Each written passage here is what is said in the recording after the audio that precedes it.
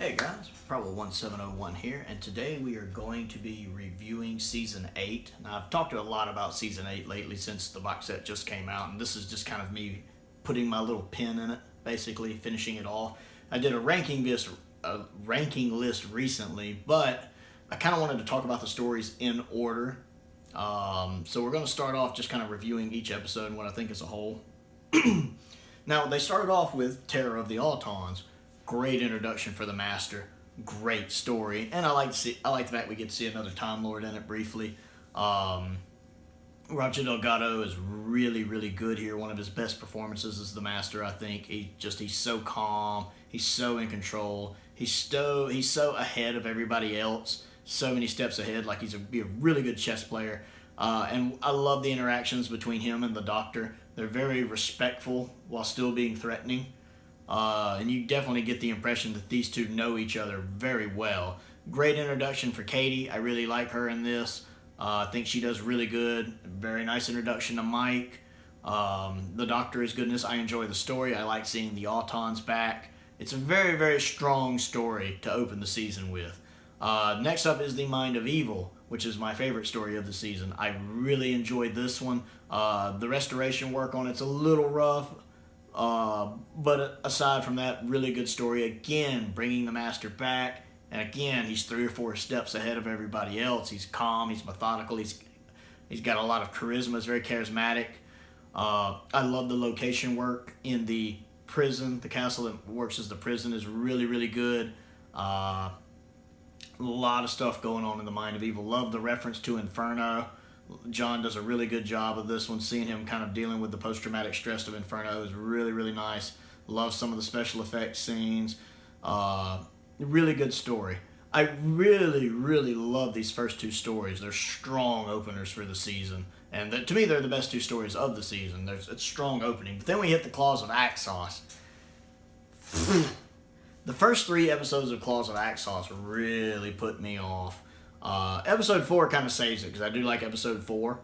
I think a lot of good stuff happens. The Master in this one is not as good. Roger's acting is still fine. It's just the way he's written. He's more frantic, which part of it is because he hasn't really had time to plan this out a lot. You can tell he basically got captured by the Axons. He's having to think on the fly and try to get out of this situation. But he always seems like he's behind instead of 3 steps ahead like everybody. So I don't care for much how he's characterized here. But Roger's still great. I like the Axon design, especially their true design, the one that was reused for the Crinoids later. I like that design, although I think it looks better on the Crinoids. That could be because I saw the Crinoids first. And I absolutely love the Seeds of Doom. I don't really care for their disguise design. It looks very, 60s, 70s, which makes sense. But I don't care for that design. It doesn't age well to me. Yeah, I couldn't get into this one very, very much. It left me very disappointed. Then I moved into Colony in Space, which I've seen before. Absolutely love the restoration work on this. I think they've got it looking really, really good. Much better than the DVD release. I really like the Colony in Space.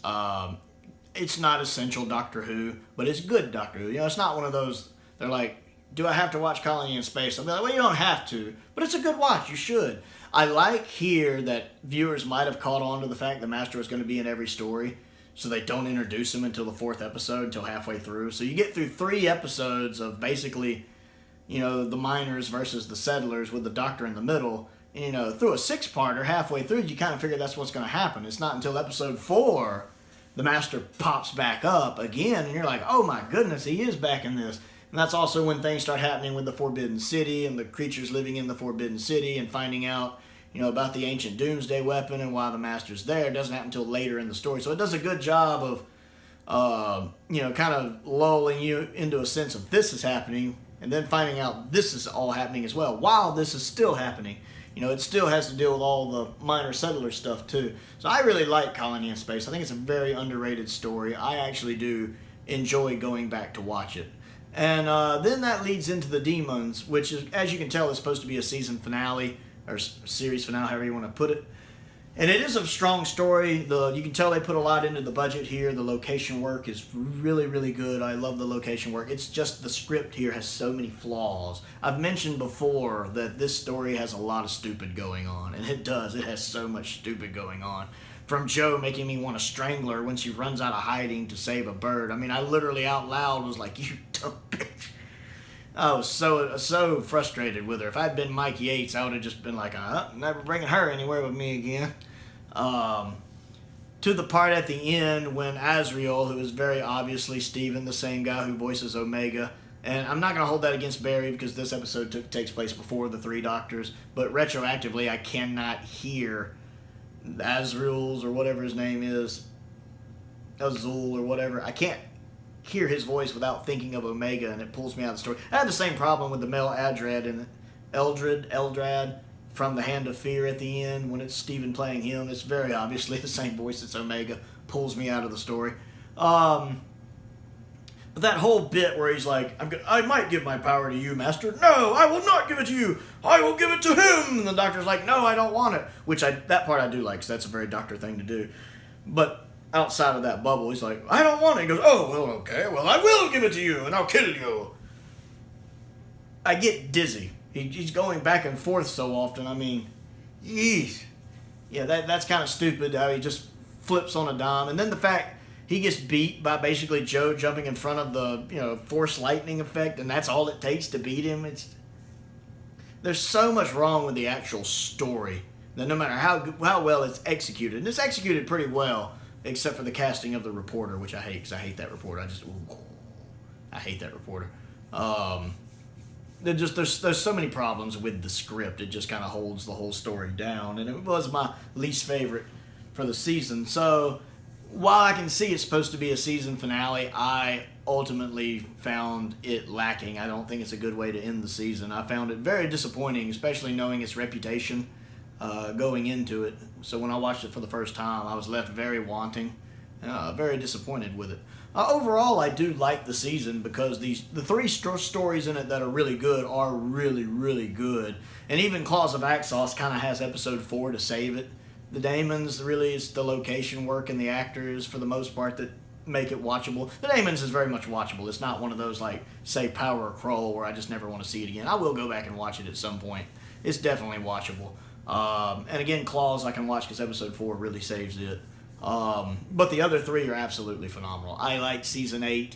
I think John's great in it. It's nice to see the unit family really working together as a whole in it, and Roger is a fantastic addition to the cast, and so is Katie. So that's my thoughts on season 8. What do you think of season 8 on Doctor Who, and where does it rank in your Pertwee list? Like, if you're ranking Pertwee seasons, where does it rank in yours?